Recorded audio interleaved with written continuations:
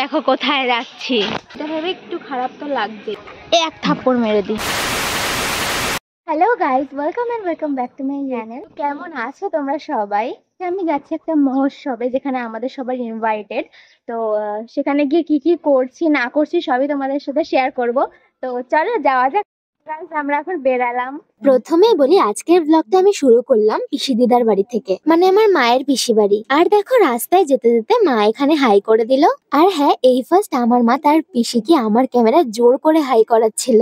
এই জন্যই জোর করে করাচ্ছিল কারণ সে খুবই লজ্জা পায়। আলটিমেটলি সে হাই করে দিল, আর এমন ভাবে করলো যেটা দেখে আমরা সবাই হাসলাম। আর পিসি দিদার হাই করা দেখে আমার বোনও হাই করে দিল। তো এবার বলি, আমরা কেন পিসি দিদার বাড়ি এসেছি আর বড় মামা আর ছোট বোনও কেনই বা এসছে। সত্যি বলতে আমাদের যেখানে মহোৎসবের ইনভাইট ছিল সেখান থেকে পিসি দিদার বাড়ি অনেক কাছে, যদিও ওখান থেকে আমার মামা বাড়িও কাছে। তবে যেহেতু পিসি দিদার বাড়ি একদমই যাওয়া হয় না, মামা বাড়িতেও যাওয়া হয়, তাই মা ডিসাইড করেছিল যে সেদিনের জন্য আমরা পিসি দিদার বাড়ি চলে যাই আর সেখান থেকে একসাথে আমরা মহোৎসবে চলে যাব।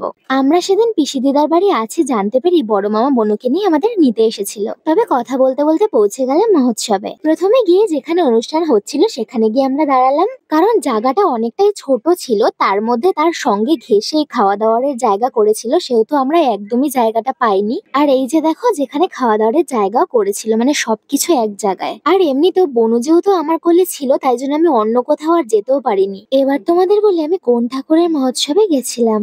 আমি গেছিলাম হরিচাঁদ ঠাকুরের অনুষ্ঠানে। আশা করি তোমরা সবাই জানো কম বেশি। তবে তোমাদের একটা কথা বলি, আমরা কিন্তু মতুয়া ধর্মের না, কিন্তু আমার মামা বাড়ির সবাই মতুয়া ধর্মের, যার জন্য আমার ছোটবেলা থেকেই এই ব্যাপারটা আমার অ্যাডজাস্ট হয়ে গেছে। তবে আমরা মতুয়া ধর্মের দীক্ষিত না হলেও মন থেকে আমরা এই ধর্মটাকে অনেক ভালোবাসি আর রেসপেক্ট করি। তবে আমার কোলে থাকতে থাকতে বোন কিছুক্ষণ পর ঘুমিয়ে পড়েছিল, যার জন্য ওকে ঘরে রাখতে গিয়ে বড় মামা আমার হাতে কিছু পায়েস দিয়েছিল। আর এমনিতেও আমরা বিশ্রাম একটু নিতে গেছিলাম, কারণ অনেকক্ষণ দাঁড়িয়েছিলাম। সেই ফাঁকে মামা আমাকে এতটা পরিমাণে পায়েস দিয়েছে, ভাবো এক গ্লাস পুরো ভর্তি করে। কারণ সেদিনের পায়েসটা বড় মামা রান্না করেছিল, তাই আমাকে দিয়েছিল টেস্ট করার জন্য কেমন হয়েছে এটা বলার জন্য। তবে সত্যি বলতে দারুণ হয়েছে। এরপর চলে গেছিলাম বাইরে। খেতে বসার আগে উলুধুনি দিয়ে যে লাস্ট বা ডাঙ্কা কাশি বাজে অনুষ্ঠানটা শেষ করে সেখানে,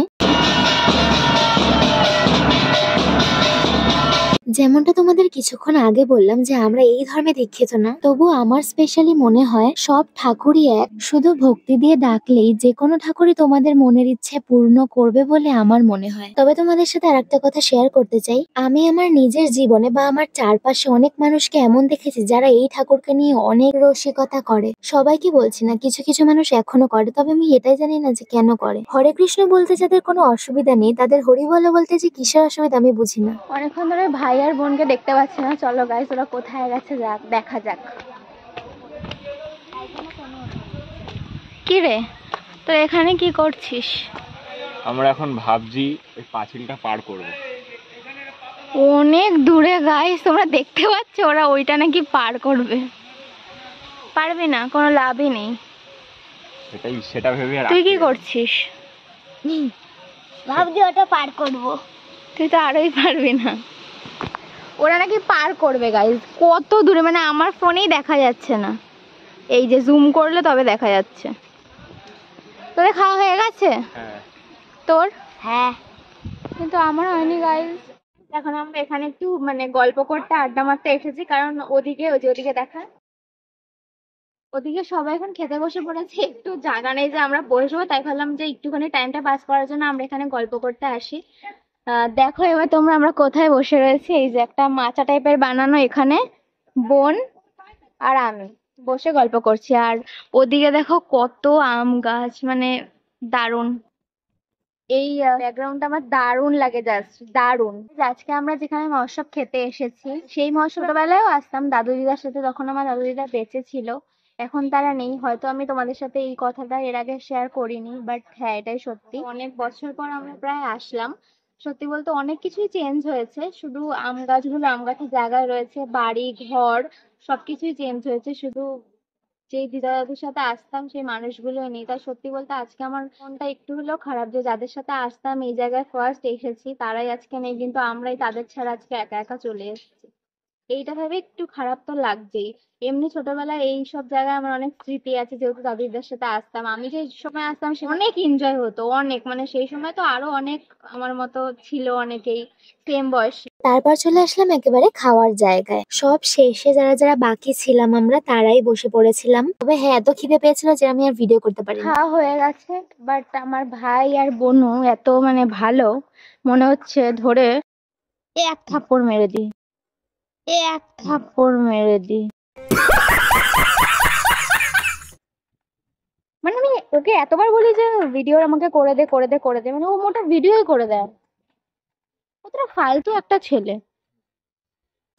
আমি বুঝি না ওর এত কিসের লজ্জা।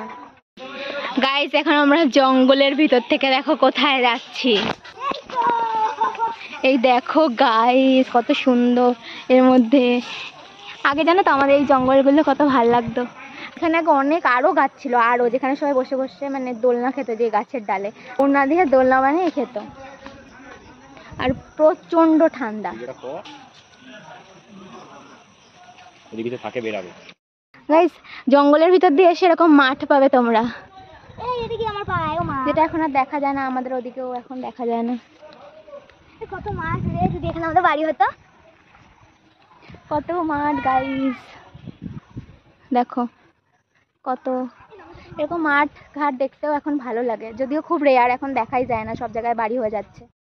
আর এমনি তো বনু এত বড় মাঠ দেখে অনেক খুশি হয়েছিল। এখন তো এরকম মাঠ দেখাই যায় না। লাস্ট আমি এমন মাঠ দেখেছি যখন আমি বনুর বয়সী ছিলাম। তারপর মাঠ থেকে এসে আমি একটু ঠাকুর নমস্কার করে নিচ্ছিলাম, কারণ আসার পর থেকে একবার আমি ঠাকুর নমস্কার করিনি। আর এদিকে ভাই কখন জানি না এই ক্লিপসটা তুলে নিয়েছে। যেগুলো দরকারি ক্লিপস সেগুলো তো নেয় না, যেগুলো দরকারি না বা ভিডিওতে না দিলেও চলে যাবে সেগুলোই ও তোলে। আমাদের সাথে যারা খেতে বসেছিল তারা সবাই একসাথে খাওয়ার পর একটু বিশ্রাম করার জন্য এখানে বসেছিল, আর যারা তারপরেও বাকি ছিল তারা খেতে বসেছিল। তারপর মামি বনু সবাই বাড়ি চলে যায় বলে এখানে টাটা করে দিল। যেহেতু সেদিন আমরা একেবারে বাড়ি চলে যাব, তাই আর মামা বাড়িতে যাইনি মামাদের সাথে। টাটার নাম করে কি ঢং করছে বনু, তোমরাই দেখো। তারপরে যেখানে সবাই গল্প টল্প করছিল সেখানে আমি একটু বসে পড়লাম। আমার এতটাই ঘুম পাচ্ছিল যে আমি বসে থাকতেও পারছিলাম না, তাই মাকে বারবার বলছিলাম যে বাড়ি চলো বাড়ি চলো। তবে অনেকক্ষণ পর মা বাড়ি যেতে রাজি হলো।